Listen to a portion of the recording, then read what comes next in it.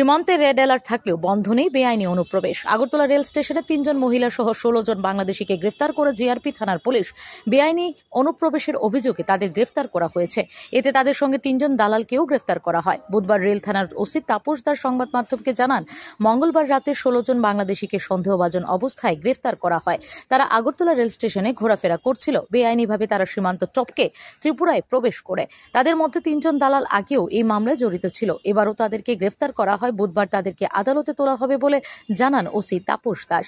ধৃতদের মধ্যে মিজানুর বৃন্দাবন এবং ইতি শেখ মানব পাচারকারী হিসেবেই কাজ করে বাংলাদেশ থেকে অবৈধভাবে রাজ্যের সীমান্ত অতিক্রম করায় তারা এরপর অনুপ্রবেশকারীদের ভারতের বিভিন্ন রাজ্যে পৌঁছে দেওয়া হয়।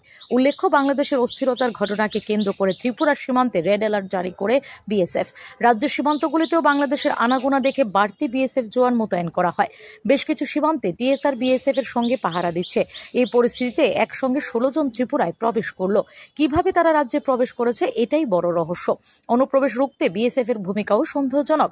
বিএসএফ এর মহানির্দেশক রাজ্যের সীমান্ত এলাকা পরিদর্শন করেছেন। তিনি বিএসএফ জওয়ানদের সীমান্তে কড়া পাহারা দিতে নির্দেশ দেন। এই পরিস্থিতিতে বাংলাদেশি অনুপ্রবেশ রাজ্যে বন্ধ নেই। আমরা গতকালকে আমাদের আগরতলা রেল স্টেশনে মোট ১৬ জন বাংলাদেশি ন্যাশনাল গ্রেফতার হয়েছে। তো আমাদের কাছে দুপুরবেলা একটা খবর ছিল যে এরকম একটা হিউজ কোয়ান্টিটির বাংলাদেশি এখানে আসতে পারে। তারপরে আমরা জিআরপি, আরপিএফ, আমাদের বিএসএফ এবং আমাদের যারা সিস্টার এজেন্সিগুলো আছে আমরা সবাই ওইটা খবরটাকে শর্ট আউট করার সব অ্যাম্বুশে বসে যাই। সব এন্ট্রি পয়েন্টগুলো আমাদের যে আগরতলা রেল স্টেশন, তখনই আমরা তাদেরকে গ্রেপ্তার করা হয়। তো এই নিয়ে আমাদের আগরতলা জিআরপি থানাতে একটা মামলা হয় তাদের এগেনস্টে, কারণ তারা অবৈধভাবে ভারতে প্রবেশ করে। তো আজকে আমরা তাদেরকে মহামান্য আদালতে প্রেরণ করছি। Bureau report, S Bharat live 24 hours.